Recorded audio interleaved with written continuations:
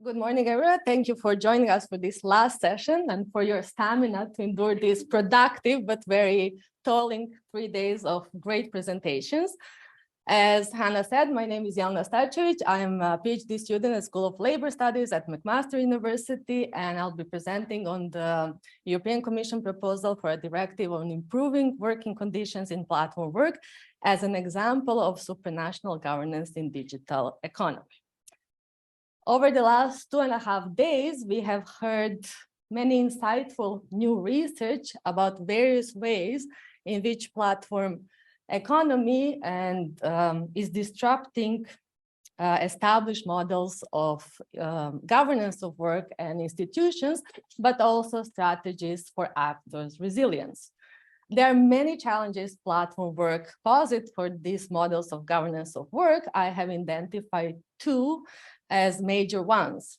In the area of employment regulation, platform company leaders such as Uber or Deliveroo have actively sought out to legitimize self-employment status of platform workers with claims of freedom, autonomy, self-determination. In doing so, denying them access to labor rights and associated social protection. Something that originated in platform work, but expands quite beyond the realm of platform work itself is the issue of algorithmic management. Today, I'm only focusing on the question of legal classification. So what is the situation in the EU member states where the European Commission is trying to intervene with its proposal? If we look at various court rulings across the European Union, we see that there is no conclusive answer to the legal status of platform workers. Various courts, when they applied innovative interpretation, especially of the criteria of control or subordination, did recognize platform workers as employees. However, there were some court rulings where a rigid interpretation of control led to rejection of the platform workers' claims to be recognized as employees. So with these various court decisions, but also very important that court decision deals with only small percentage of platform works, only coming from food delivery and transportation, it is really impossible to make a final conclusion on what the legal status is. If we look at the role of the state or national policymakers, we can notice certain inertia in their action. Most governments are reluctant to regulate platform work. Those that have taken the approach of fragmented regulation of platform work. For instance, in Italy, only certain set of labor rights have been extended only to certain population of platform work, for instance, self-employed food drivers, or in case of Spain, we see the extension of the scope of labor law, but again, only for a small percentage of platform workers. The Spanish rider law only applies to food delivery platform workers. So precisely because of these various court rulings and inertia and to avoid this fragmented regulation of platform work, the European Commission has set out the proposal for improving working conditions in platform work. Why are we discussing an act that has not been enacted? Well, there are several reasons for this. Even though the proposal is still in the legislative procedure, it's worth exploring because once adopted, it will apply to all EU member states, which represent a significant market for the platform economy. It also has the potential for expansion of the rules beyond EU borders, affecting businesses that are founded in other locations but operating in EU, but also affecting legal systems beyond just the EU. And within the framework of the theme of our conference, the experimentation, the proposal itself is an interesting example of regulatory experimentation. And there are three main challenge, but the challenge of legal classification has been approached from the European Commission in sort of innovative way. Firstly, we can see that in the way the European Commission tries to address the blurring lines between employment and self-employment by reasserting the principle of primacy of facts. So the proposal scope includes all persons performing work through platforms that have employment contract or employment relationship.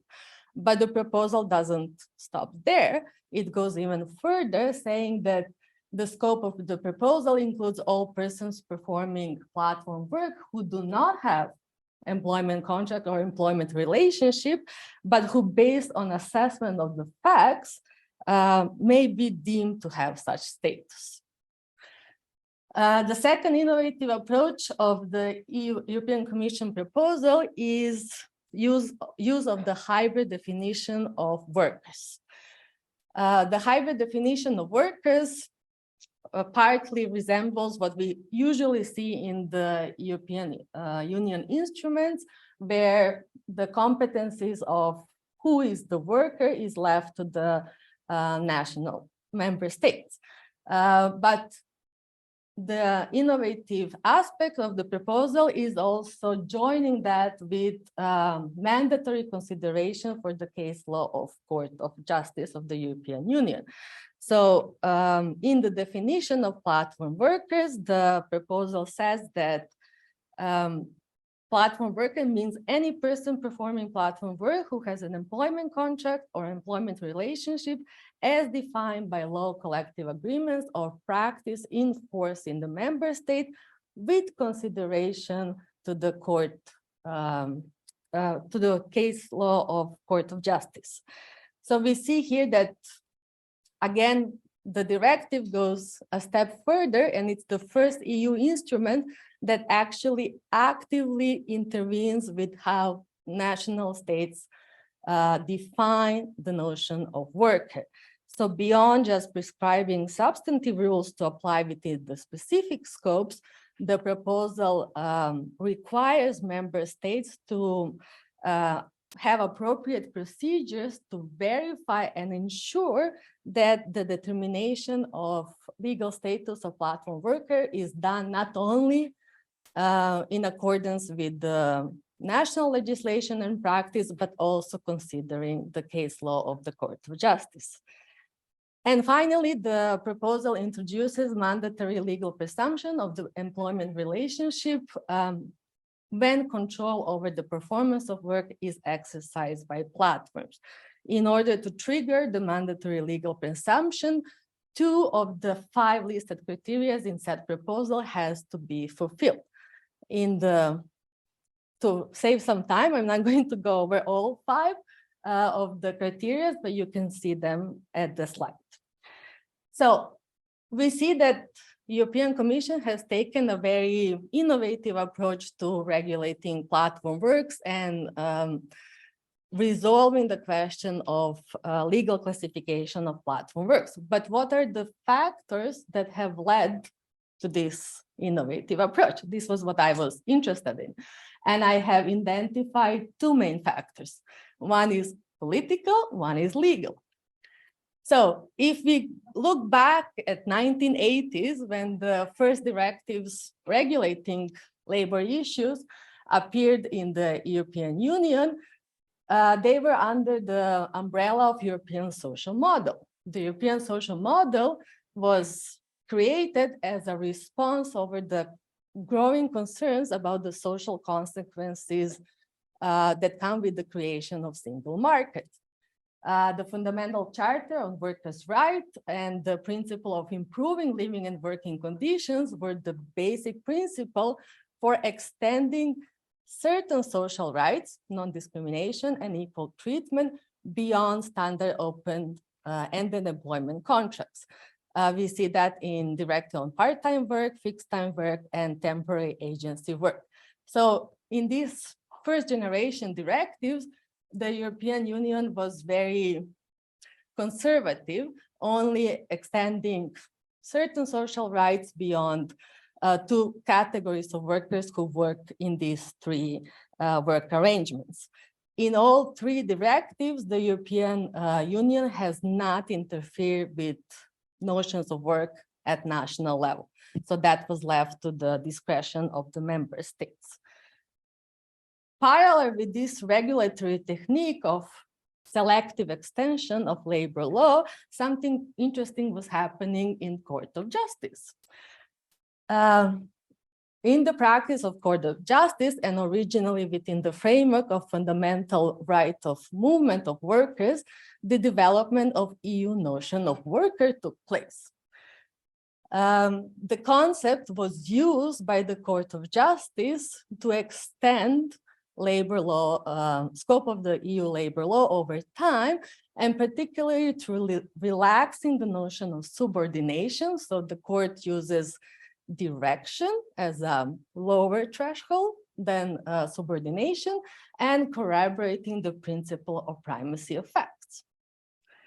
The major shift in political endorsement of strengthening the social dimension of the EU came in the year 2017, where following the Gothenburg social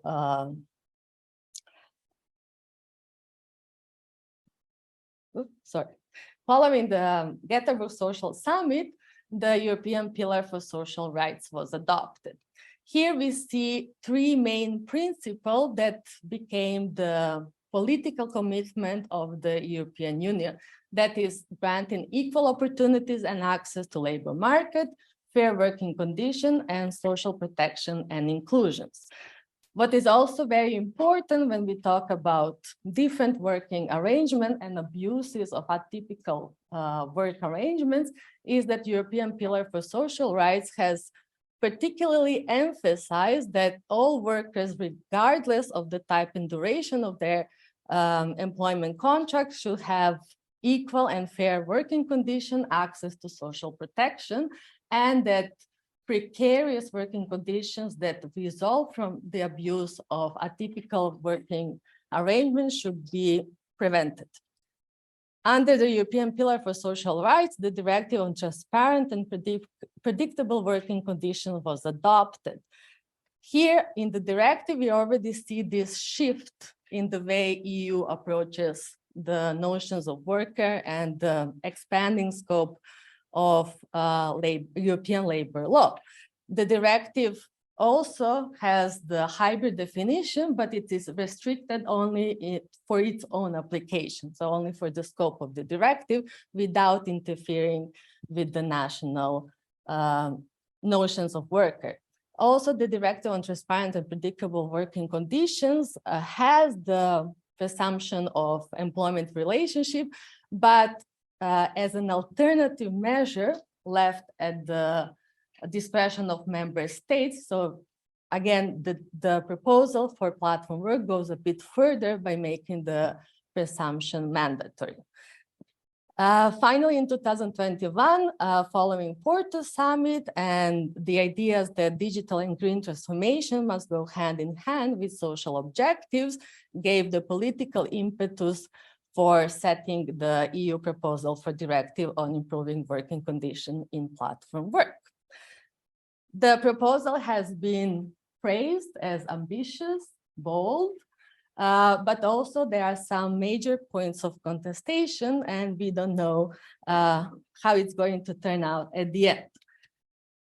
The EU proposal itself in the preamble says that the estimate that there is a total of 28 million platform workers, where the European Commission estimates that of those 28 million, 5.5 million are at risk of being misclassified. The effects of the proposal is that between 1.72 and 4.1 million people are expected to be reclassified. So this already kind of talks to limited effect of the proposal. Also, the hybrid model for determining the scope of application of the EU instrument has been criticized as difficult to implement. The proposal itself, either in the preamble or in the articles, doesn't contain any instruction or guidance to member states on how the national notions of worker and the consideration of the case law of the Court of Justice should be reconciled.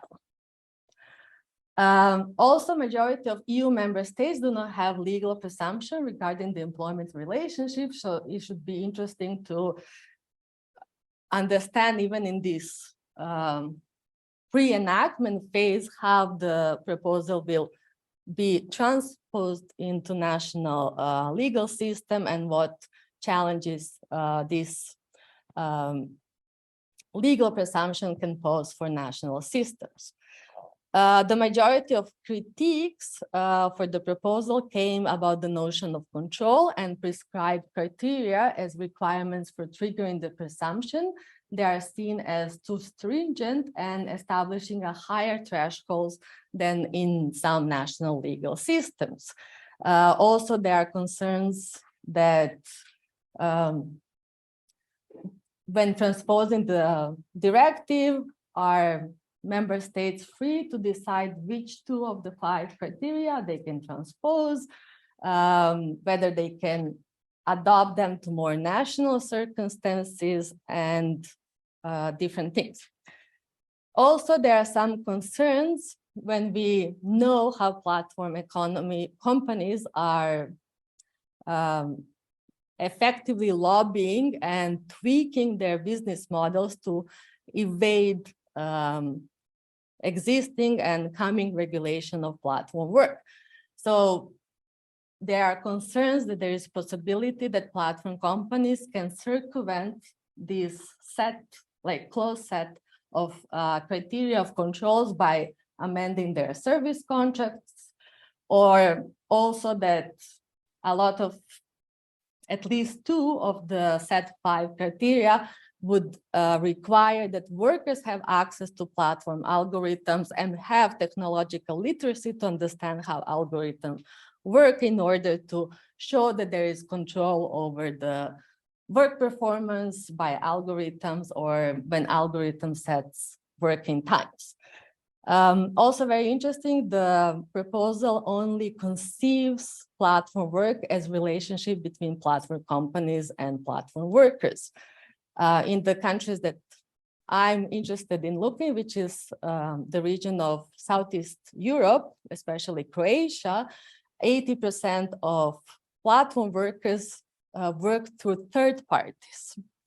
So it's a more complex contractual relationship, and the proposal doesn't have any subcontract liability provisions in it. So in case of, for example, Croatia, the proposal would be highly ineffective in improving working conditions. We also saw, when we talk about how platform companies react to regulation, when Spain enacted the riders law, a lot of companies like Deliveroo left the market, but also other companies went to this subcontracting model to avoid the mandatory presumption of employment relationship. Thank you very much for listening.